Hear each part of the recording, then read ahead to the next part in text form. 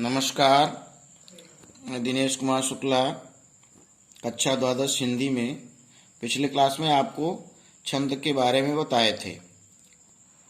आज छंद के प्रकार, उनके उदाहरण के बारे में हम आपको जानकारी कराने जा रहे हैं। छंद दो प्रकार के होते हैं, वार्णिक छंद और मात्रिक छंद। तो मात्रिक छंद के अंतर्गत जितने छंद आते हैं, दोहा, चौपाई, सोरठा, रोला, कुंडलियाँ निर्धारित किए गए हैं। तो इसमें पहला है चौपाई छंद। चौपाई सममात्रिक छंद है। इसमें 4 चरण होते हैं। प्रत्येक चरण में 16-16 मात्राएं होती हैं। अंत में 2 गुरु का होना अच्छा माना जाता है। उदाहरण के लिए, निरखि सिद्ध सायक अनुरागे, सहज स्नेहु सराहन लागे, होत न भूतल भाव भरत को, अचर सचर चर अचर करत को। इसमें एक चरण में कुल 16 मात्राएं पाई गई हैं। निरख में न में छोटी की मात्रा है, 1 मात्रा मानी जाएगी। र में कोई मात्रा नहीं है, तब भी 1 मात्रा मानी जाएगी। खा में छोटी मात्रा है, 1 मात्रा मानी जाएगी। संयुक्त व्यंजन से पहले का जो वर्ण होता है, यदि वह लघु है तब भी उसे गुरु माना जाता है। तो स में इसलिए 2 मात्रा लगी। सिद्ध, ध जो है वो संयुक्त है, इसलिए इसके पहले 2 मात्रा और ध में 1 मात्रा। फिर स बड़ा है, इसमें 2 मात्रा, ध में 1 मात्रा, क में 1 मात्रा। फिर अनु, न में छोटे उ की मात्रा है, अ में कोई मात्रा नहीं, फिर भी 1-1 मात्राएं दोनों की। र बड़ा है तो इसमें 2 मात्रा, ग में 1 ही मात्रा है, इसमें 2 मात्रा।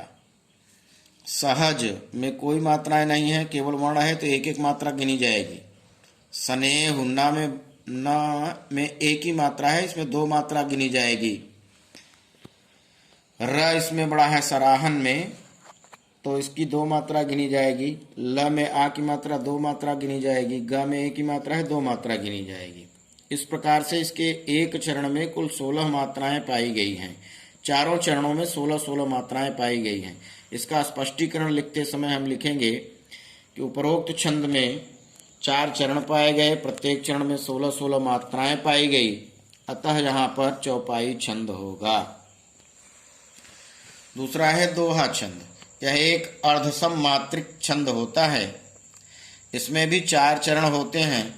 इसके पहले और तीसरे चरण में 13-13 मात्राएं, दूसरे और चौथे चरण में 11-11 मात्राएं पाई जाती हैं। इसके विषम चरणों में जगण नहीं होना चाहिए तथा सम चरणों के अंत में गुरु लघु होने चाहिए। उदाहरण के लिए, तुलसी पावस के समय धरी कोकिलन मौन, अब तो दादुर बोली हैं हमें पूछी हैं कौन। तुलसी में स बड़ा है, स में बड़ी की मात्रा लगी है, इसलिए इसकी 2 मात्रा गिनी जाएगी। प में आ की मात्रा है, इसकी 2 मात्रा गिनी जाएगी। बाकी सब में 1-1 मात्रा रहेगी। क में 1 ही मात्रा है, इसकी 2 मात्रा गिनी जाएगी। समय में कोई मात्रा नहीं है, इसमें 1-1 मात्रा गिनी जाएगी। तो ये तुलसी पावस के समय यहाँ तक एक चरण हुआ, ये पहला चरण है। इसमें कुल मिला के 13 मात्राएं आनी चाहिए। तो 1, 2, 2, 4, 2, 6, 2, 8, 2, 10, 3, 13, इस प्रकार से इसमें कुल 13 मात्राएं पाई गई हैं। धरी कोकिलन मौन, ये दूसरा चरण है। दूसरे चरण में 11 मात्राएं पाई जानी चाहिए। तो 1, 2, 1, 3, 3, 2, 5, 5, 3, 8, 2, 10, 1, 11। ऐसे ही तीसरे चरण में भी 13 मात्रा है और चौथे चरण में 11 मात्रा है। इसको जब हम स्पष्टीकरण इसका करेंगे तो इसमें लिखेंगे, उपरोक्त छंद में 4 चरण पाए गए।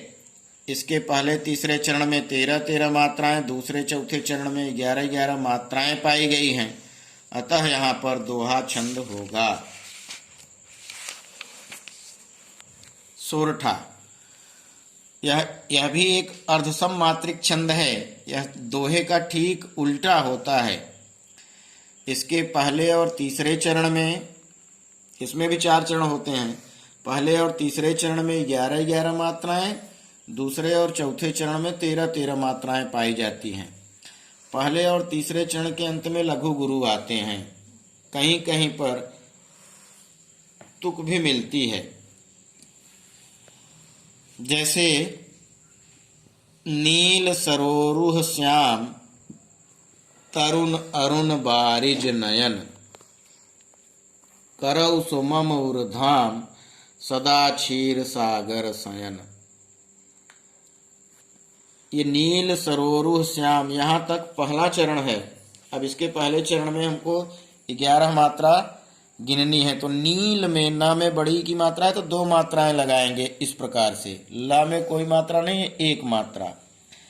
सा में 1 मात्रा, रो में 2 मात्रा, रूह इसमें 1 मात्रा, हा में 1 मात्रा, श्याम संयुक्त व्यंजन है 2 मात्रा, म में 1 मात्रा।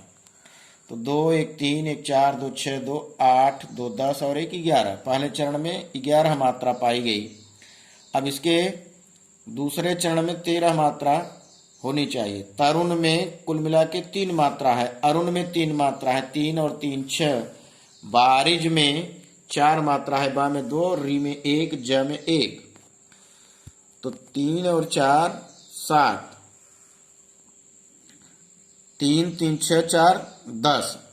तरुण में 3, अरुण में 3, वारिज में 4, 6 और 4 10, नयन में 3, 10 और 3 13। इस प्रकार से पहले में 11 मात्रा, दूसरे चरण में 13 मात्रा, और फिर तीसरे चरण में भी 11 मात्रा और चौथे चरण में 13 मात्रा।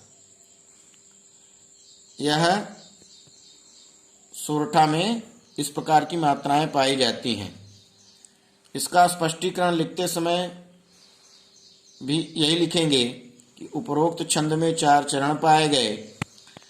पहले और दूसरे चरण में, पहले और तीसरे चरण में 11-11 मात्राएं, दूसरे और चौथे चरण में 13-13 मात्राएं पाई गई हैं। अतः यहाँ पर सोरठा छंद होगा। धन्यवाद। शेष रोला और कुंडलियां के बारे में अगले क्लास में चर्चा करेंगे।